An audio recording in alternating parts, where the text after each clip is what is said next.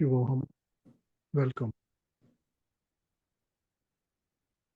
Sutra 30, partly we covered it.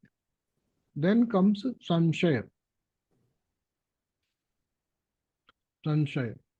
Saṁśaya is doubt. Literally translated, doubt. Okay. See, your question might be here that if yoga is a system which has its own efficacy, what doubt has to do with it?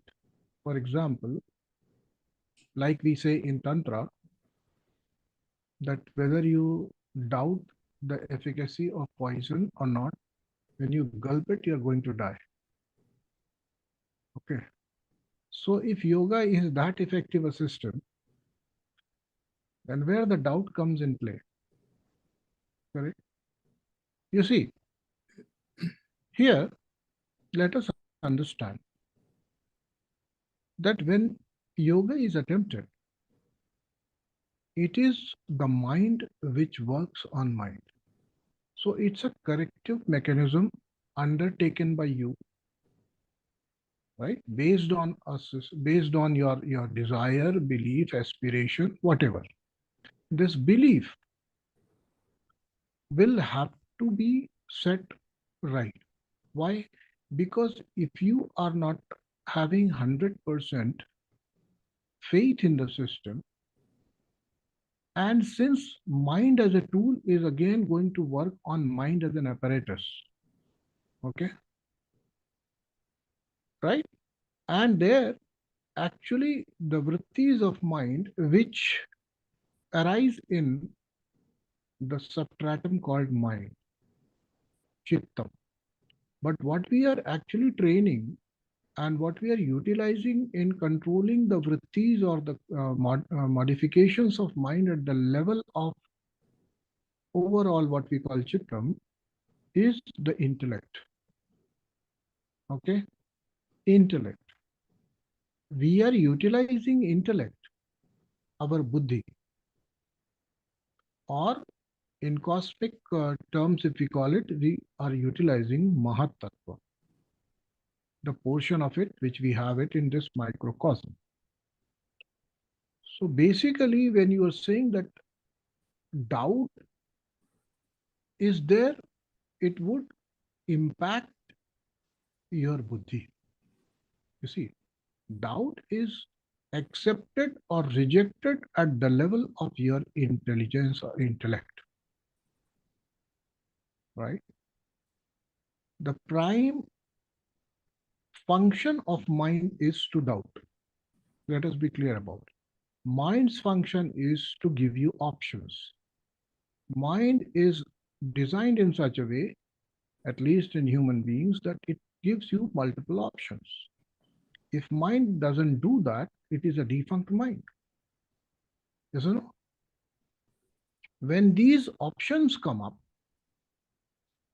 in that band of your consciousness, which we refer to as mind, there's the higher part of it, collectively called chitta, the higher part of it, the subtler part of it, the more powerful part of it is intellect, buddhi. Buddhi as an overseer looks at it, right? And the way it has trained itself, the way it has been conditioned, it will choose out of multiple options, which mind is throwing at us, right? So when we begin with the premise of doubting the system, tell me, which portion of chittam is going to be affected? Of course, buddhi, because buddhi is that framework which is responsible for decision making. You see, decisions are taken continually, right? And doubts play their role also continually. They are not a permanent doubt. You see, even when you start doubting something, the mind is such a peculiar system that it will in some way project a contrary thought and say whether your doubting is right or not. You see, understood? The mind cannot doubt also continues.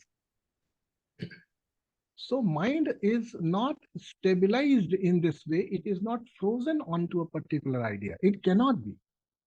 Even doubting, when you say it's it's very much natural for the mind to doubt. Okay. Now, if it is so natural for the mind to doubt, now live a life which is driven by doubt. You can't. You understood? Continue to doubt, and there will be a time within some time itself, probably in a minute or two, or maybe three, or maybe 10 minutes, or maybe half an hour, you will begin to doubt the doubt. This is what mind does. Correct? So if you are dealing with such a naughty, or such a unruly, or such a unpredictable, or such a cunning, what you call this entity, mind, you have to have stability of intellect.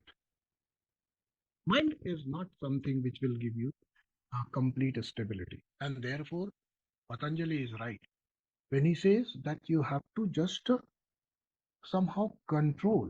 In the beginning, you need to just control.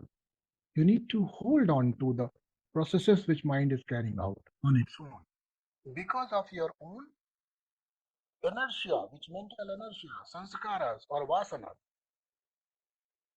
You see, you have mobilized the flywheel. The flywheel continues. And then you you say that my mind is not cooperating. Hmm?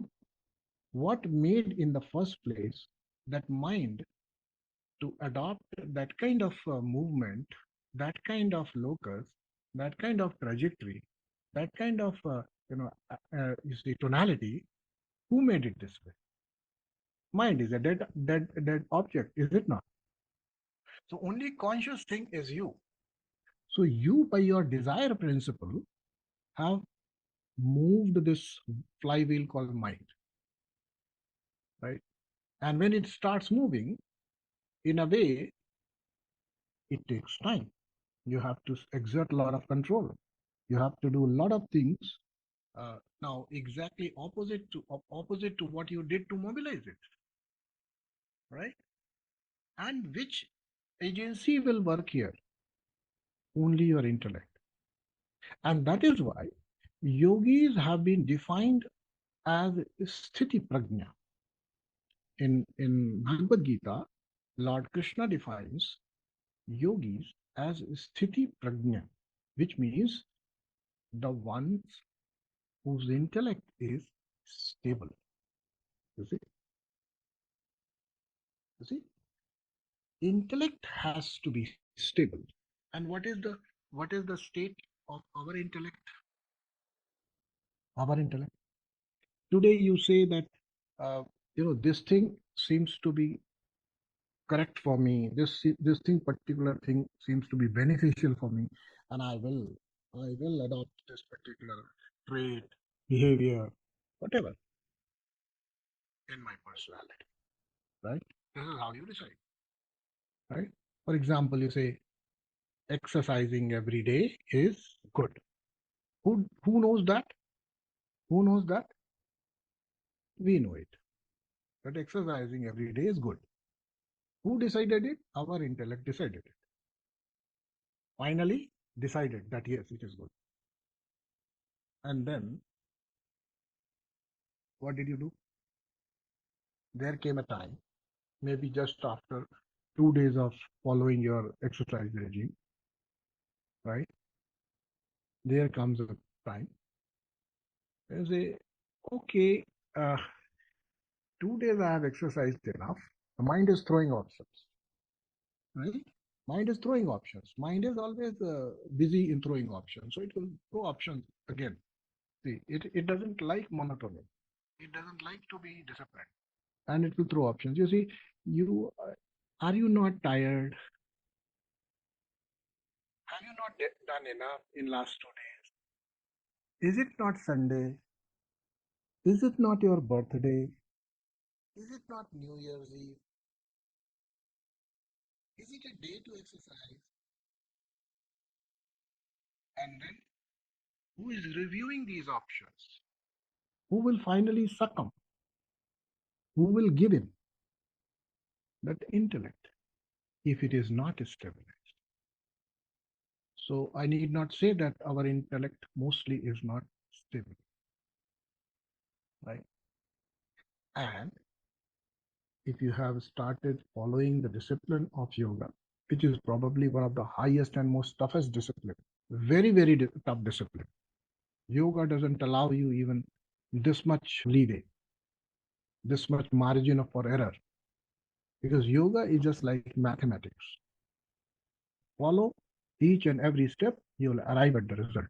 If you miss, okay, how does it impact if I don't put, I don't put the digits in correct order after decimal? Will the result will be okay? It will not be.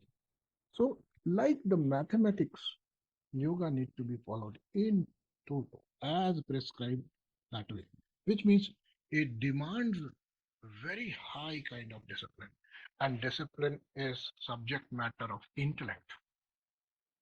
It cannot be, it can never be, it has never been, and it will never be possible to make the discipline a subject matter of your mind.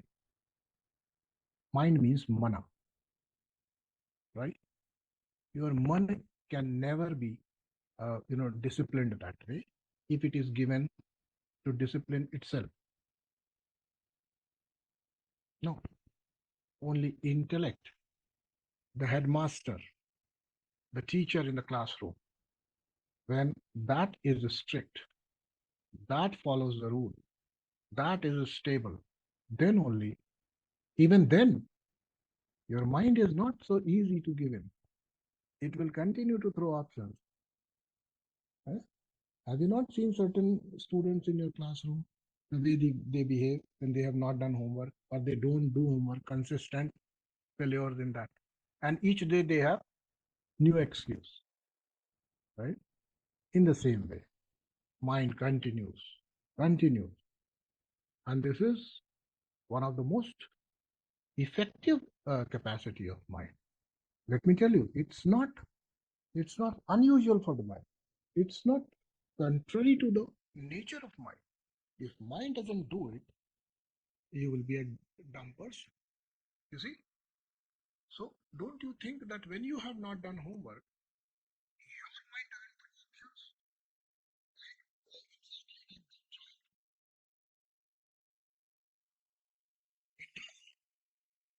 In your intellect, you decide not to lie.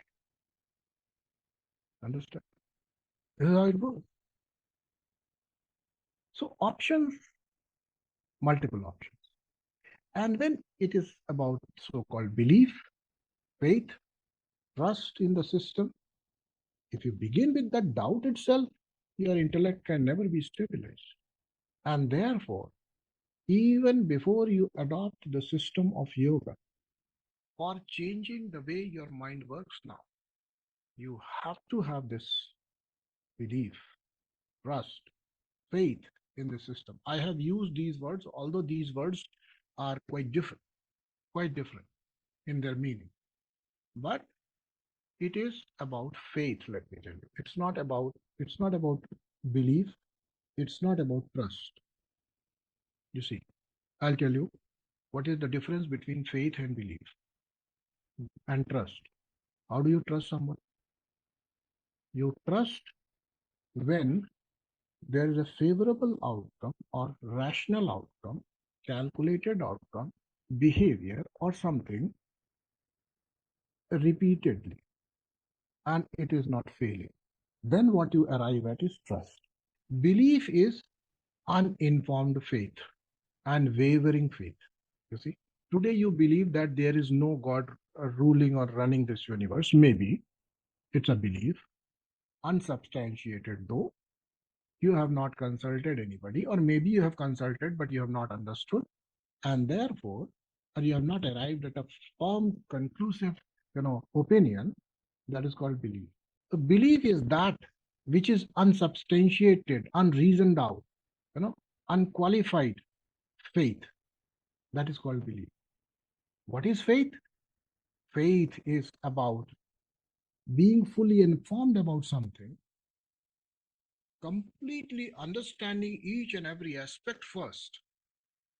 And wherever there is any sense of doubt, you give in to the teacher and the authority. Let me give you an example. 15 years back, when the Google maps were not available, every panwala or everyone was our GPS, right? Our street vendor, anyone walking on the road would become somebody who will guide you to the destination. This is how it was, right? So if someone you consult or someone you ask, okay, my friend, where is this particular house or this particular monument? How do I approach from here? And he says that, okay, go this way, go that way, and take a left turn, right turn, and then you will arrive. Correct? And you proceed in that direction. This is faith. This is faith. You will come to the conclusion only when you have either arrived or not arrived. In between, you don't have any sort of deviation from this. This is called faith. Understand what it is? Right? Belief is like, suppose you are four friends traveling in the same car, and you drive a little ahead, little further, you drive on the path or on the road shown by that guy, and then you start discussing. Then the other person says, I don't think he must be having complete knowledge. He did not look informed to me.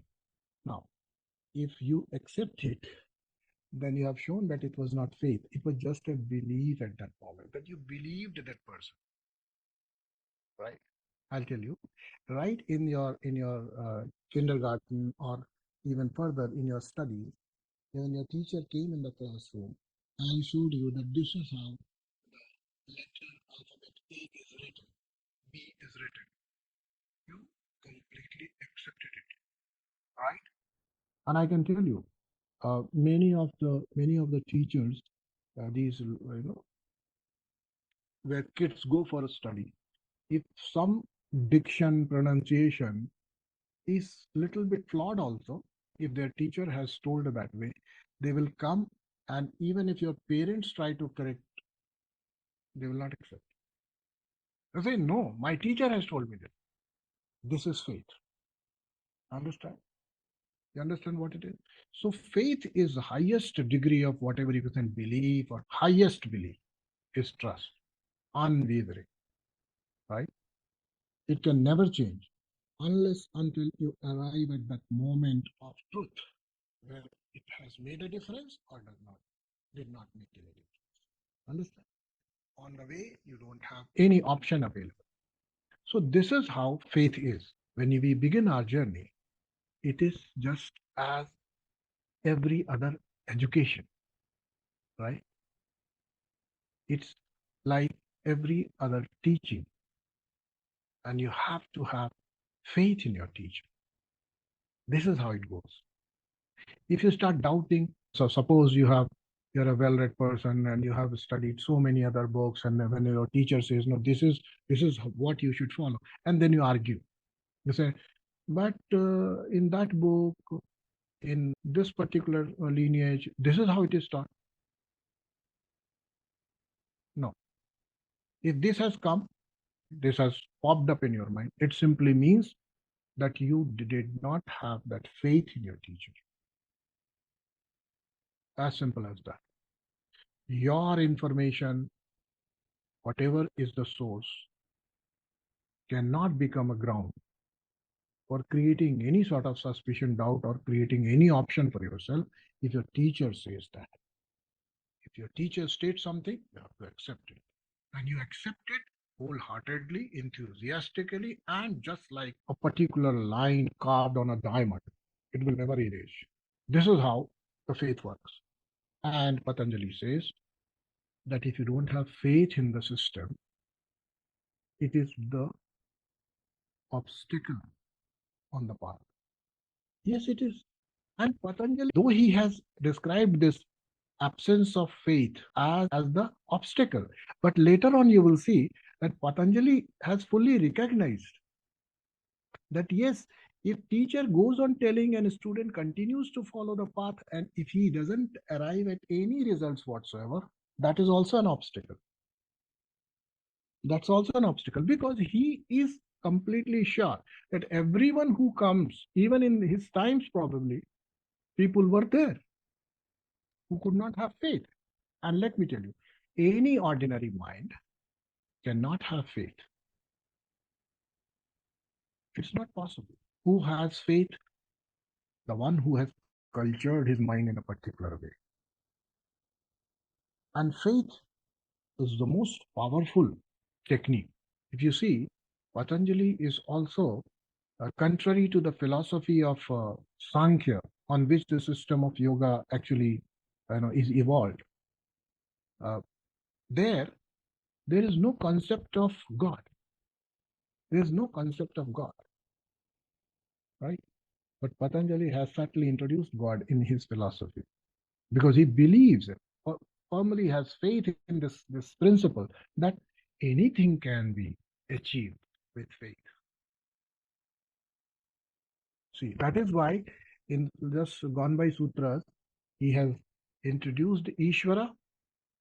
He has also given the name for Ishvara. He has also defined Ishvara. And then finally, he has said that all these descriptions are antarayas. And he says, by having faith you have in what? In Ishvara. You get to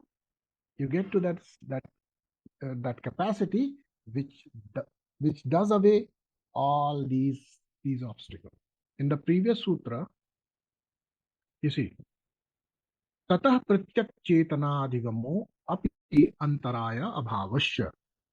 What is the result of this? Is the result of what? Ishwar pranidhan. Tajjapa tadartha bhav. Right? So you see, what he is actually referring to is unwavering faith. You see, on what? The existence of Ishvara. Right?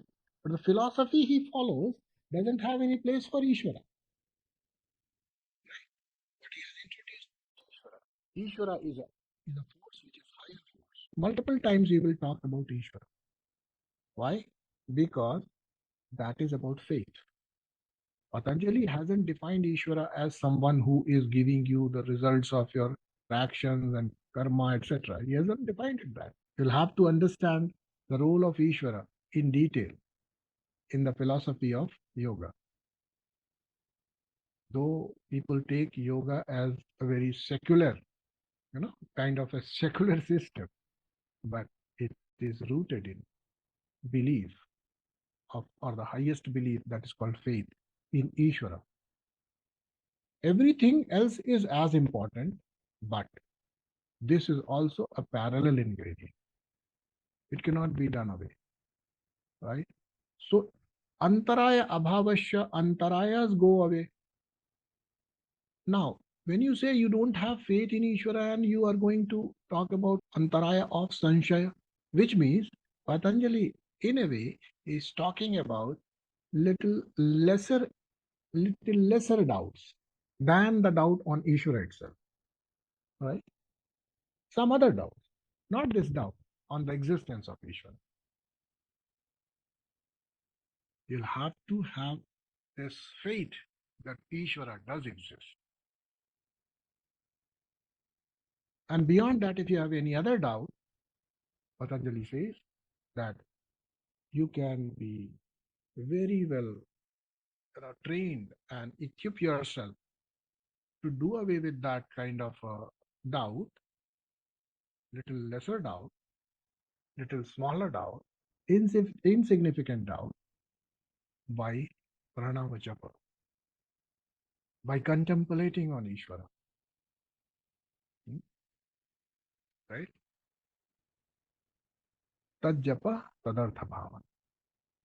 You do the japa and also do the bhavana, means you continue to feel the qualities of Ishvara. This is how thou shall know. Right? and your chetana, your consciousness, your awareness is introverted. Pratyak chetana. It becomes aware of itself. It starts facing itself. Pratyak chetana. From pratyak word comes pratyaksha, right? Pratyaksha is something which is in front of you. So your chetana, your awareness turns upon your own self, turns upon the mind becomes aware of itself. This is what it means. The whole system is working on mind. Chitta. So chitta becomes aware of itself. Pratyak chetana adhikamat antarāyāḥ abhavasya. Antarayas, this antaraya, I think you have understood. So you begin with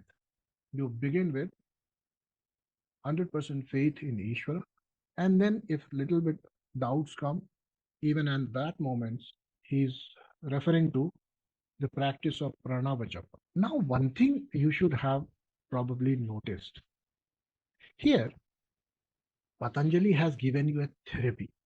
It has given therapeutic use also. You see, Patanjali says that vyādhi is the first antaraya or obstacle. Correct? What he's saying? It can be done away with what? Tad japa tadartha bhava. You understand? So he's also giving a method. You want to work on your diseases? You see, 10 minutes of Omkara chanting every day, morning and evening. With what? 100% faith in the existence of the God, that Ishvara, who is responsible for giving you the fruits of your actions, the one who is responsible for all the wisdom which comes to you, the one who is all-knowing, the one which is untouched by klesha, karma, vipaka and its sanskaras, that Ishvara you are leaning on to, that Ishvara you are invoking in your life. This is what is the best way to get rid of the first antaraya, which is called vyādhi. Understood? So maybe no one would have brought your attention here, but you see, Omkara japa, only Omkara japa is probably capable of removing so many diseases from our bodies. That is what he means. Otherwise, why would he mention that antaraya? The first one, he doesn't forget to mention this as the number one, antaraya, vyādhi. After he is explaining that antarayas are taken away by the pranava japa. All of you have this method now, chanting of pranava in the way it is prescribed, right? You have to learn it. Once you learn it and you know how to pronounce it correctly, once you know which syllables are to be stressed, which syllables are to be elongated, and then along with this japa, you have to do bhavana, appreciation, which means you have to remember the qualities of Ishvara. If you do this every day, you'll be healed. The healing process will trigger. Continue with your medication, but do this. It will help you. So coming back to next antaraya. What is next antaraya? Pramāda. Pramāda is most dangerous one. Pramāda is most dangerous. What is pramāda? Pramāda is that state where you are saying that I know, but it simply never translates into that I know and I do. Right? You only know. You never do. Or you know it fully, but you seldom do. Or you know it 100%, but you don't do 100%. So depending on where are you in these bands, that you never do, you seldom do, you know that you do only few times. The level of pramāda I have given. From the highest order of pramāda to the least possible pramāda. Whenever you do a thing which you know that you should not be doing, is pramāda. Evaluate yourself on this. All of us, we need to. We all are in the queue, as I always say. We must evaluate ourselves. Do we don't show any sign of pramāda in our life? Be honest to yourself. I say nobody is having higher degree of pramāda than me. You'll come to this stage. We can't live in 100% pramāda. You see, the nature has given us a way, a framework in which many things, even if we like, we can't practice pramāda. In certain situations, you'll not be able to do it. You will follow the knowledge, the experiential knowledge. Even if you don't have direct knowledge, then also by way of anuman, by way of inference, you will deduce your own results out of your perceived action, which probably you are about to take and you will not do. Understand? Aja, have you ever jumped into fire? Have you ever jumped into fire? No, right? So that means you don't have any experience of actually that particular. But still you don't do. Why? Only because of inferential knowledge that you have, right? So even through inferences, you behave in certain way. And I'll tell you, wherever you find yourself following the rule, either this is because of greed or this is because of fear. That's it. Now look at your life. If you are obeying certain rules, is it out of greed or out of fear? And if you're motivated by greed and fear, you're not human. You're still animal. Okay. Yes, this is how animals are controlled. How do you think animals are controlled? Tell me. Only these two factors, a carrot and a hunter. Right? Now look at your life. If you say, I'm not a pramadi, I'm born virtuous, I'm a born yogi, I don't have this antarāyāḥ in my life. Okay, good. Evaluate yourself. If you are not doing pramāda in certain situations, in certain things, in certain actions of yours, are they driven by knowledge or are they driven by greed or fear?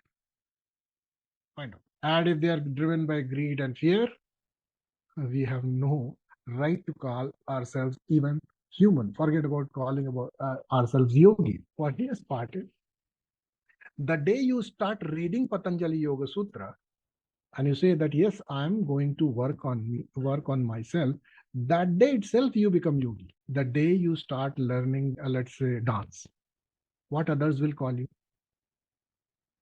Dancer. Whether you perfect it or not, whether you perfect it in whole lifetime or not, you'll still be called dancer, right or not?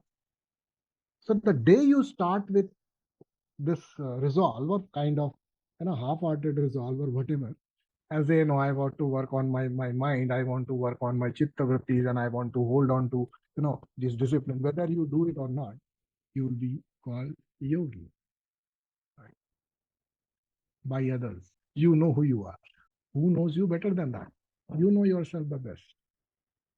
And you fully know that if I am following a certain sort of discipline in my life, and it is on a certain conduct I am involved in, and if it is not driven by fear, then only I can call myself Jnani,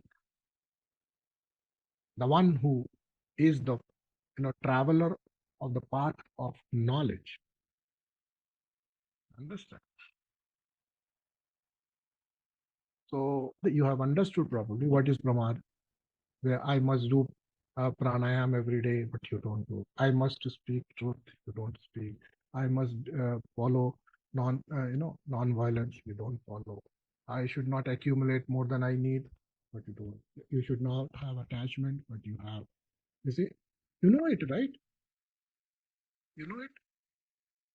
That these are the rules to be followed, but you do otherwise. So wise people are yogis. Otherwise, people are like us. They only are driven by greed and fear. And you know what? If you're driven by greed and fear, greed is actually going to come to the category of raga later on. You'll find out. Maybe you'll find out that. Rag means having desire for something. Greed. Rag, attachment for something. Just suppose if I tell you, you just jump from the third floor of your building, just third floor to the ground, and I'm going to give you 1,000 bananas. Will you jump? No. Okay. Not enough motivation. Okay. You jump from the third floor. I'll give you Kohinoor. Will you take chance? Okay. Still you will not take chance. Okay. Now I reduce the height. Second floor. Can you jump now? No. Okay. From the first floor.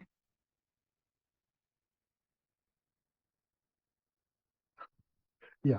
You know you will break your leg, but you will still jump. Correct, na? Okay. So what is of value?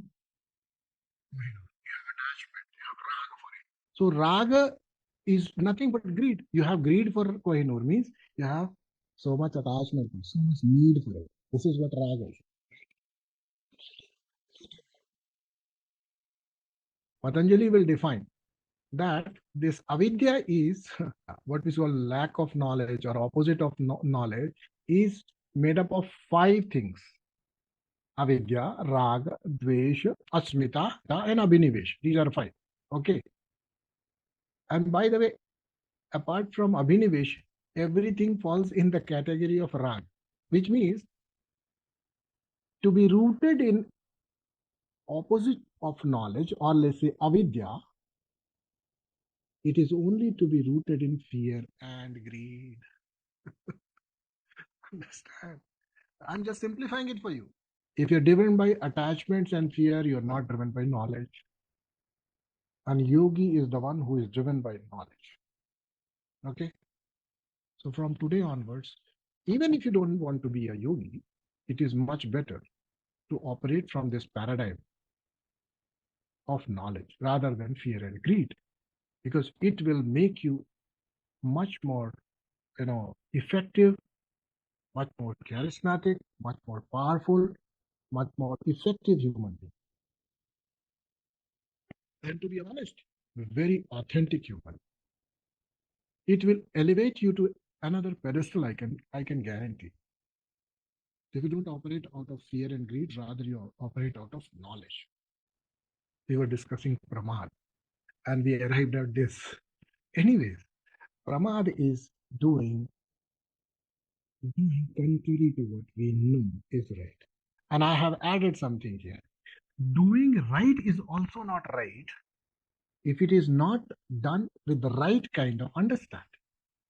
If you're doing right only for the greed or fear, you are not driven by knowledge yet. Although a person might not look like a pramadi, the one who practices or invokes pramada in a behavior, but he is pramadi to the core. He is submerged. He is completely immersed. He is drowned in what? In avidya. Understand? So if you are following traffic rules on the road, cameras are there, and that is why you are following the speed limit. Are you operating out of vidya that you should not drive fast? Or are you operating out of the fear that you're going to get a ticket? Think about it. We are up to the nose, under the pramad. You can't breathe. This much pramad we are surrounded with. We are not driven by vidya. And when knowledge fails to drive us in ordinary day-to-day life, do you think the knowledge of Patanjali will make us drive? in this path of yoga. If our behavior is not attuned to the principle of knowledge in our day to day, in our transactional world, you think suddenly become a yogi when you sit for meditation? Will it ever be possible? It's just not possible. If we are not following the principle of knowledge, rather we are following principle of avidya, which is fear and greed in our life, will it be possible for us to sit in meditation and start operating out of this vidya or knowledge? Not possible, right? So to be able to become a real practitioner of any system, whatever you follow, you have to know what are you doing when you are not in your that particular headgear. Understand? That creates a lot of ground for you. So honestly speaking, a pramadi can never be yogi, and a yogi can never be pramadi. A person with vyādhi can be, but a pramadi cannot. It has to do with your activities, actions, and your actions are rooted in your way of knowing things, way of perceiving things, right? And if you are perceiving that this action is only going to give me some punishment and therefore I follow, this action is going to reward me, that is why I'm going to follow. No. Irrespective of whether it is rewarding or punishing, you will do it because it is supposed to be done. Correct? This is how the systems are to be followed. This is how the instructions of the teachers are to be followed. And who can be a greater guru than Patanjali here? Patanjali is describing, don't be a pramāda. Right? Pramāda is antarāyāḥ. But at the same time, he says that if you have complete understanding of the God principle, Ishvara principle, and you invoke that Ishvara principle in your life all the time, when you seemingly are finding yourself getting pushed towards pramāda, you may be able to have some control on it. And when you, even once you control it, you have probably created first samskara of an action which was rooted in knowledge. First samskara. Understand? So if you're not driving on the road beyond the speed limit, for the sake of it, if you have done once only for the sake of knowing that I know it should not be done, without having experienced even internally as an inferences, as a future event of punishment or reward. If you can do that, you have provided yourself an opportunity to be staying in vidya, knowledge, rather than raga or dvesha, rather than fear or greed. So try that. So what a person should do, why he should not be late in office. Now think about it. Only to please your boss. If your boss doesn't come to know, you can come late every day. If there is no fingerprinting at the door, I will come late. If there's nobody to ask, I will not do my work. If there is 3 times reporting in a day, Excel sheet being filled at the end, minute to minute records being maintained, then I will work. Those who have higher degree of pramāda can never become the master of their own life. They can never take charge of their own lives, and they will always fail. They cannot be self-disciplined, self-motivated. I know this is right for me to do, and therefore I do. Not because I like it, I don't like it. You may not like, but you know, this is what I am supposed to do, and I must do. This is why I need to follow, and I must follow. If you are even applying this principle of holding pramāda at bay, will succeed everywhere. Forget about sadhana. And I did tell you last time that every principle, every sentence of this, every actionable which Patanjali points can equally be used in excellence in our life. Coming to next, alasya is actually more of a lethargy, and it's a grossification of all these. You see, vyādhi, styāna, right? Pramāda, all that when they grossify, kind of they become alasya. They get translated as laziness. You know it is to be done.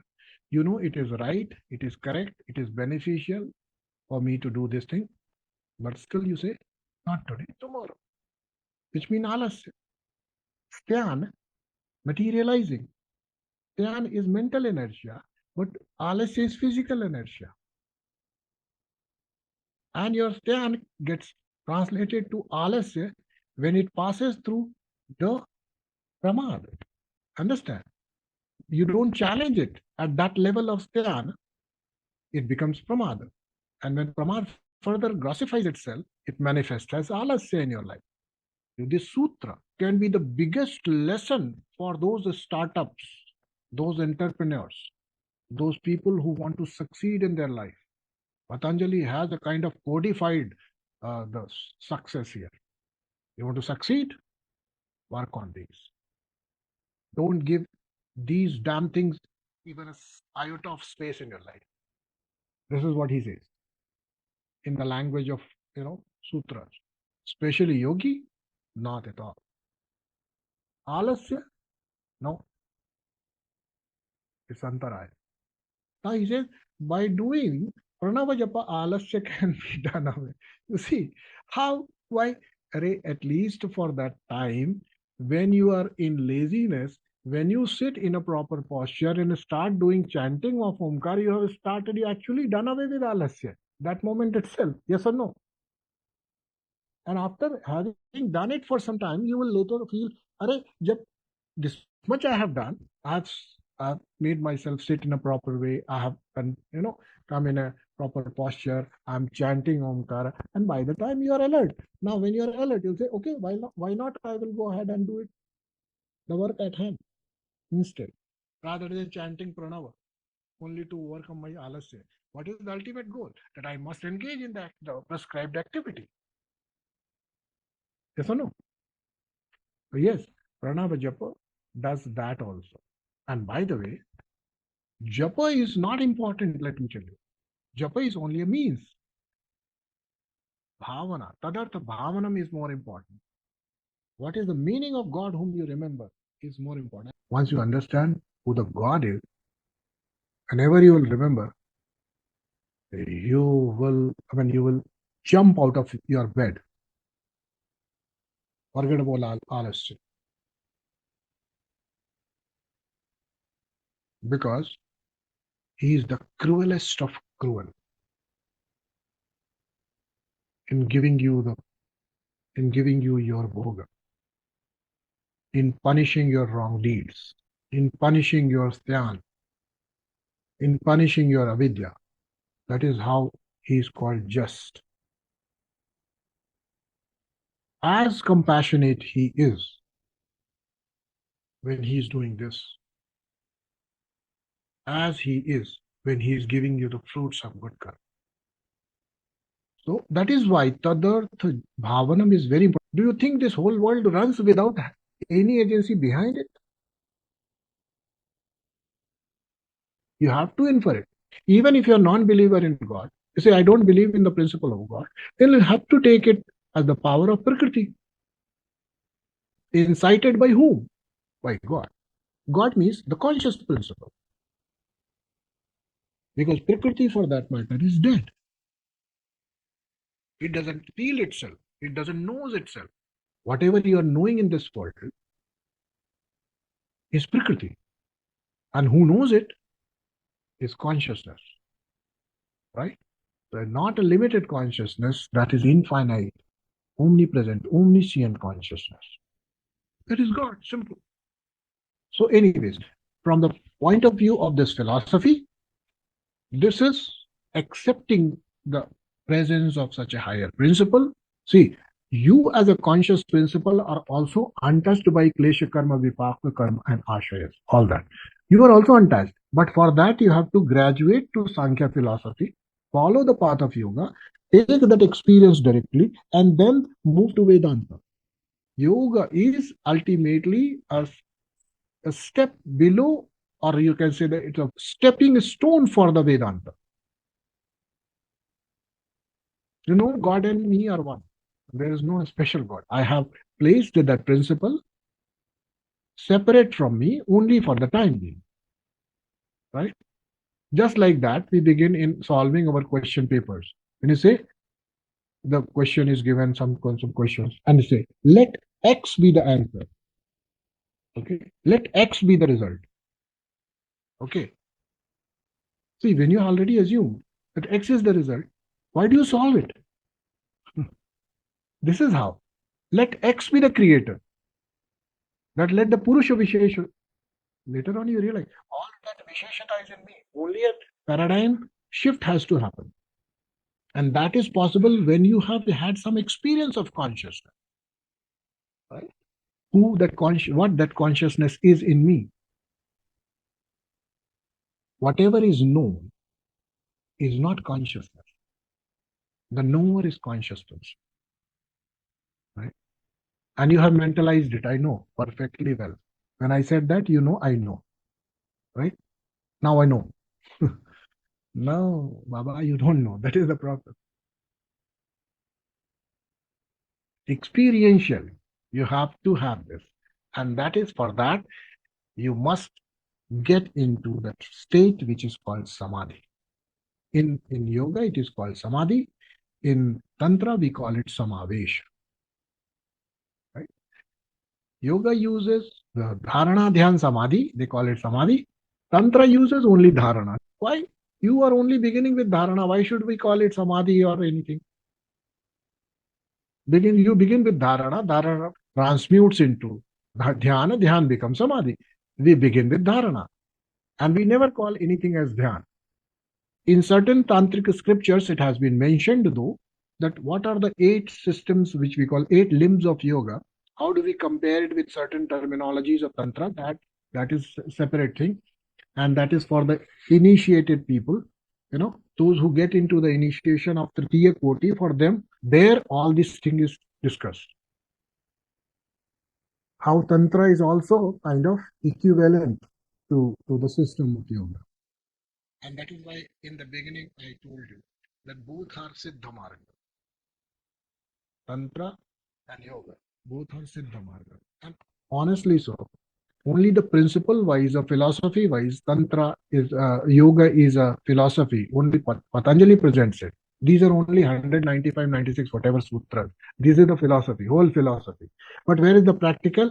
Whenever you're talking about practical, say, okay, I'll have to do this asana, this mudra, this, that, and everything. Where from it comes, you know? It comes from tantric lineage. The practices of tantra get infused with the philosophy of yoga to arrive at what you ultimately achieve. Result. What you call samadhi there. So actually everything in yoga, whatever you perceive as doing, is from tantra. Is from the Shaivaites or Shaktaites, all that.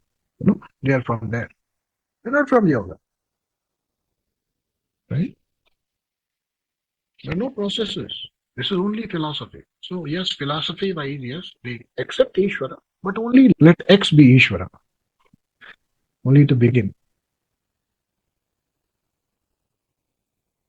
And in this experience of duality, do you actually abide by your own knowledge, or you have so far, trained yourself to receive knowledge, instructions, guidance, what so-called bashing, so-called encouragement, so-called fruits, so-called punishment, so-called rewards from anybody else?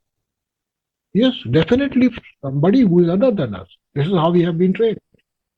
And we can't deny it.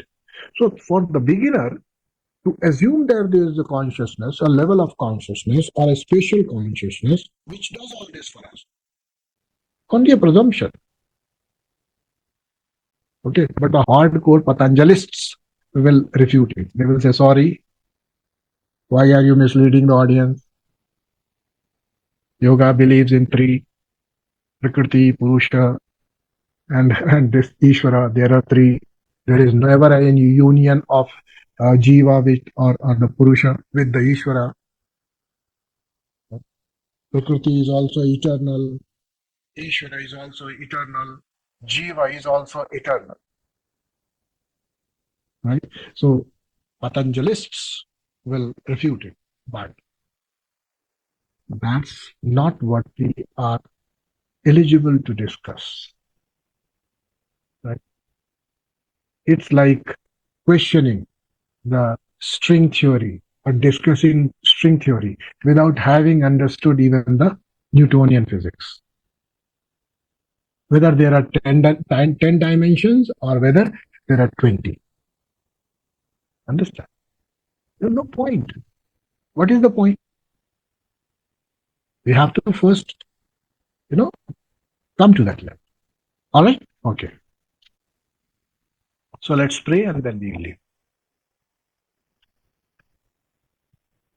Om Sarve Bhavantu Sukhinah Sarve Santu Niramayah Sarve Bhadrani Pashyantu Ma Kaschit Dukha Bhavet Om Shanti Shanti Shanti Om